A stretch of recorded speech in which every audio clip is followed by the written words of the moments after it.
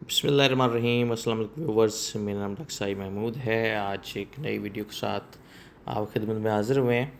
तो नॉर्मली मैं अपने फार्म की वीडियो बनाता हूँ। आज ये वीडियो एक फार्म की है जो कि रिसेंटली मेरा विज़िट हुआ था तुर्की में।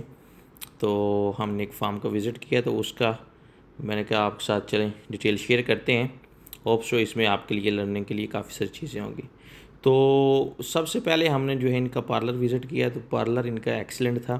बेशक पॉइंट्स कम थे, लेकिन टेक्नोलॉजी वाइज ये बहुत टॉप का पार्लर था। इसमें एक तो ऑटो रिमूवल क्लस्टर लगे हुए थे, जो कि मिल्किंग के साथ आपको आइडिया है कि क्लस्टर उतर जाते हैं। सेकेंडली एक एक्सीलेंट इनकी डिवाइस जो अटैच हुई हुई है, जिस तरह आपको आइडिया होगा कि निडैप सिस्टम हमारे यहाँ पाकिस्तान में होता है, लेकिन यहाँ सिस्टम जो है वो पार्लर के साथ ही अटैच है, हमारा नॉर्मली सेपरेट होता है।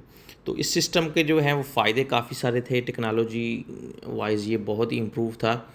एक तो इसमें ये है कि एनिमल की मस्टाइटिस को ये डिटेक्ट कर लेता है, और उसमें डेफिनेटली ये सोमेटिक सेल को जो है वो काउंट कर लेता है। तो जो एनिमल कम दूध देता है या मस्टाइटिस की तरफ जा रहा होता है, तो ये पार्लर उसको डिटेक्ट कर लेता है।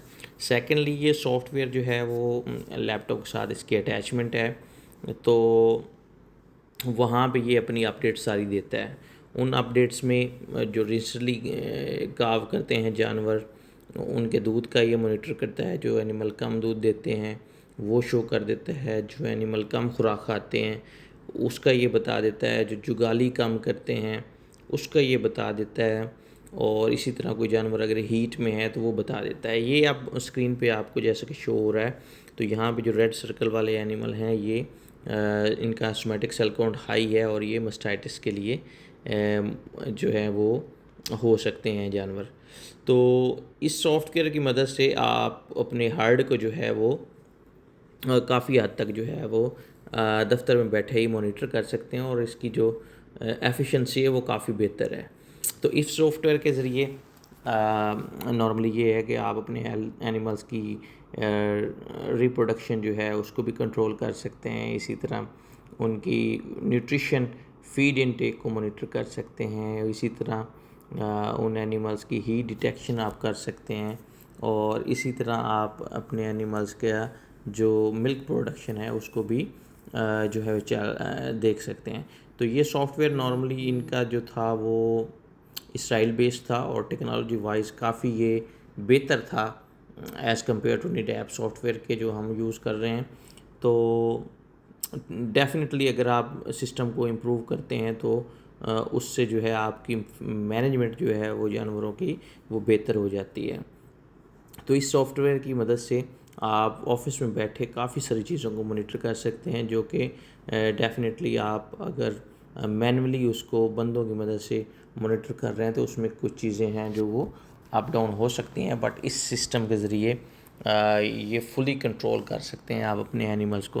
तो आपको पता है कि मेजर जो फार्म पे एक्टिविटी होती है उसमें यही होता है कि जानवरों ने दूध देना है, जानवर बीमार होते हैं या वो हीट पे आते हैं, तो वहाँ पे हीट डिटेक्शन और एआई, ये सारे सिस्टम जो हैं ये जब सॉफ्टवेयर में आ जाते हैं, ऑटो डिटेक्शन इनकी हो जाती है, तो उससे ये सिस्टम काफ़ी हद तक जो है वो बेहतर हो सकता है। आपको शेड में चक्कर लगाने की ज़रूरत नहीं पड़ती, आपको ज़्यादा बंदे रखने की ज़रूरत नहीं पड़ती जो एनिमल को विजुअली जो है वो देखते हैं। तो सॉफ्टवेयर की मदद से आप ऑफिस के अंदर बैठे बैठे इन एनिमल्स का जो है वो डाटा चेक कर सकते हैं और उसके मुताबिक इम्प्लीमेंट कर सकते हैं। तो ये फार्म जो है वो जर्सी का फार्म है। एनिमल्स आप देख रहे हैं। यहाँ पे जो अगर मैं टेम्परेचर की बात करूँ तो इस वक्त 26 से 27 था। तो एनिमल जो हैं वो हल्की सी हीट स्ट्रेस मना रहे थे, लेकिन अगर आप देखें तो ये फार्म काफ़ी जो है वो ऊपर बनाया गया, यानी पहाड़ों के ऊपर बनाया गया, तो इसकी वेंटिलेशन बहुत अच्छी थी।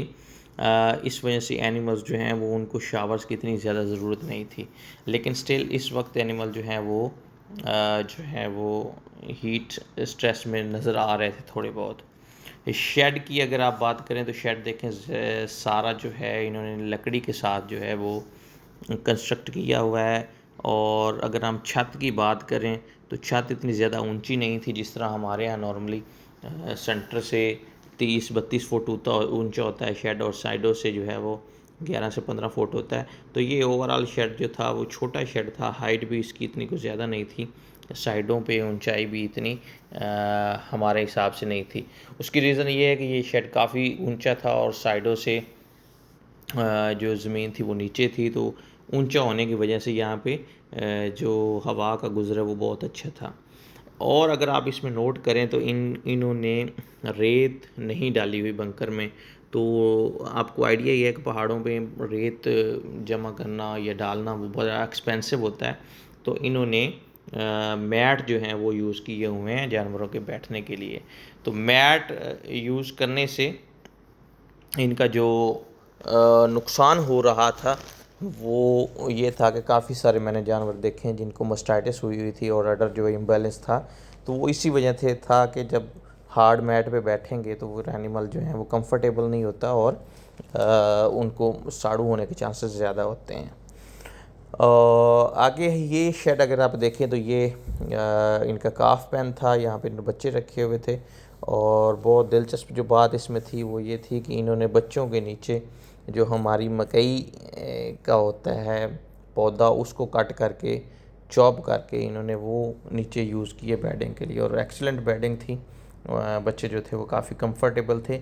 ये शेड बेसिकली जो है वो है क्लोज़अप का पेन है। यहाँ पे अगर आप देख लें तो बड़ा अच्छा शेड बना हुआ है कि एक एक खाने में इन्होंने एक एक गाय रखी हुई है। तो क्लोज़अप में ये रखते हैं, तो उसके साथ ही खाने के बाद बच्चा जो है उसके साथ बच्चों का भी पेन बना हुआ है, तो वहाँ पे शिफ्ट किया हुआ है। तो बच्चों की अगर हम खुराक की बात करें तो CMR ये फीड कर रहे थे, मिल्क ये नहीं कर रहे थे। और बड़ी इंटरेस्टिंग जो अगली चीज़ है वो ये है कि इन्होंने ऑटो फीडिंग सिस्टम लगाया हुआ था। इसमें आप ये देख सकते हैं आई-टेक रोबोटिक्स, ये इसका जो है वो लगा हुआ था सिस्टम। तो अब ये नॉर्मली इसमें ये होता है कि आपने टैग्स जो हैं ये स्क्रीन पे आप देख सकते हैं इंटर करने होते हैं, और बच्चों को जो है वो एक ये बेल्ट पहना देते हैं। तो उससे क्या होता है कि हर बच्चे को जितना दूध देना है आपने कंप्यूटर में फ़ीड कर देना है, तो वो बच्चा नॉर्मली आएगा और उसका टैग स्कैन हो जाएगा, जितना दूध उसको ऑफ़र करना है वो मिल जाएगा, जितना दूसरी बार आएगा तो वो स्कैन नहीं होगा। तो ये बड़ी अच्छी एडवांसमेंट थी, कम लेबर से आप ज़्यादा बच्चों को और एक्यूरेट जो है वो यूज़ कर सकते हैं। बाकी CMR ये बीच में डाल देते थे, उससे ये ऑटो फीडिंग कर रहे थे। तो बहुत एक्सीलेंट था इन शार्ड के ऑटो सिस्टम पे। सेकेंडली हम जब ये अगले शेड में गए हैं तो आप देख रहे हैं फ़ैन्स जो हैं वो हेलीकॉप्टर फैंस थे, वो चल रहे थे। शावर्स का सिस्टम नहीं देखा मैंने यहाँ पे, क्योंकि आपको बताया कि ये शेड काफ़ी ऊंचे थे, तो और मौसम भी आलमोस्ट ठीक था 26-27 डिग्री पे, तो शावर्स का इन्होंने सिस्टम नहीं बनाया हुआ था। बाकी शेड का आप सेम देखें लकड़ी का बना हुआ है, और फैंस जो थे वो हेलीकॉप्टर फैंस लगाए हुए और बड़ी एक्सीलेंट इसकी हवा थी। तो बाकी अगर आप देखें शावर का कोई सिस्टम नहीं है ओवरऑल। बाकी फ़ीड टेबल सेम है जैसा हमारा होता है, और सेम अगर हम फ़ीड की भी बात करें तो वो TMR बेस्ड फ़ीड थी। तो शेड की आप डिज़ाइन देखें तो बिल्कुल सिंपल है, लकड़ी के साथ इन्होंने बेस बनाई हुई है और ऊपर इन्होंने शीट डाली हुई है। तो शेड में चलने से काफ़ी हद तक ये आइडिया हो गया कि मतलब इतनी गर्मी ज़्यादा नहीं थी। बाकी क्लीनिंग देखें तो क्लीनिंग इन्होंने स्क्रैपर लगाए हैं, ऑटो स्क्रैपर हैं। स्क्रैपर से वो गोबर सारा जो है वो इकट्ठा करते हैं और उसको आगे डिस्पोज़ कर देते हैं। बाकी ये पेन जो है ये मिल्किंग का पेन है, इसमें अभी मिल्किंग क्योंकि उनकी हो रही है और साथ क्लीनिंग भी हो रही है। तो एनिमल्स उन्होंने ओपन एरिया में निकाले हुए हैं और कुछ एनिमल्स जो हैं वो मिल्किंग पे गए हुए हैं। तो ये बड़ी इंटरेस्टिंगली बात है कि शेड जितना हाइट पे होगी, जैसे हमारा KPK में नॉर्मल मौसम होता है वैसा ही आलमोस्ट ये तुर्की में मौसम था। तो जानवर जो हैं वो ज़्यादा शेड ऊपर होने की वजह से वेंटिलेशन और गर्मी का जो शिद्दत थी वो कम थी। आगे अगर हम बात करें तो इनके शेड्स जो थे वो ओपन बने हुए थे काफ़ी। हेफर्स को इन्होंने ओपन शेड्स में रखा हुआ था, और जो मिल्किंग एनिमल्स थे उनको प्रॉपर शेड दिए हुए थे। अगली जो इंटरेस्टिंग है ये आप देखेंगे इनके फीड सिस्टम जो है वो ऑटो फीड सिस्टम है। इसमें आप देख रहे हैं ये साइलोज लगे हुए हैं ग्रेन सारे इसमें डाले हुए हैं इन्होंने। और ये ऑटो फीडिंग सिस्टम था इसमें, वो सेम वही जिस ग्रुप को जितना डालना था TMR बेस फीड, तो वो ऑटो फीड है, उससे ये एडजस्ट करके तो इजीली डाल सकते हैं। तो ये बहुत एक्सीलेंट सिस्टम है। इसमें अगर आप देखें तो एक तो ग्रेन्स के वेस्टेज वो कम हो जाता है, बाकी उनकी स्टोरेज बहुत एक्सीलेंट थी। और सेकेंडली ये है कि ऑटो फीडिंग का फ़ायदा ये होता है कि जब आप डिफरेंट फीड्स डालते हैं तो आपकी फीड ऊपर नीचे होने के चांसेस बहुत कम हो जाते हैं। बाकी इनका साइलेज बहुत अच्छा था, इनका ग्रेन्स उसमें बहुत एक्सीलेंट थे। और ये साइलेज नॉर्मली खुद ही बनाते हैं। मकई जो है वो काफ़ी अच्छी इनके यहाँ ग्रो होती है। और बाकी सब्ज़ चारे में भी ये जो लूसन है उसको यूज़ करते हैं, लेकिन मकई में ये खुद इंडिपेंडेंट है। बाकी ये शेड इनका सेपरेट था। इसमें सारे बीफ के एनिमल्स हैं। तो बीफ के एनिमल्स जो थे इसमें डिफरेंट ब्रीड्स थी। और बीफ ऑन डेयरी का ये बेसिकली कॉन्सेप्ट था, क्योंकि यहाँ पे तुर्की में जो बीफ का रेट है बहुत अच्छा था, इसलिए डेफिनेटली बीफ की मार्केट बहुत एक्सीलेंट है। तो ये पूरा शेड जो है इन्होंने इसमें डिफरेंट जो बीफ के एनिमल्स हैं वो रखे हुए थे। और ये बेसिकली जो फार्मर था उसका अपना जो स्लाटर हाउस था, और ये सिंपल यहाँ से अपने बुल्स जो हैं वो लेके वहाँ पे स्लाटर करके बड़ी अच्छी प्राइस में सेल कर रहा था। तो बीफ ऑन डेयरी का कॉन्सेप्ट डेफिनेटली पाकिस्तान में भी है, बट यहाँ पे बीफ की प्राइसेस बहुत कम है, लेकिन तुर्की में बीफ की प्राइसेस बहुत अच्छी हैं, जिसकी वजह से ये बहुत अच्छा जो है वो इसमें प्रॉफिट कमा रहे थे। बाकी ये सारे एनिमल्स जो हैं ये बेसिकली यूरोपियन बेस्ड एनिमल हैं। इन्होंने सारा हर्ड जो है अपने एनिमल्स जो हैं वो यूरोप से परचेज़ किए हैं और ये यहाँ पे तुर्की में इन्होंने रखे हुए हैं। तो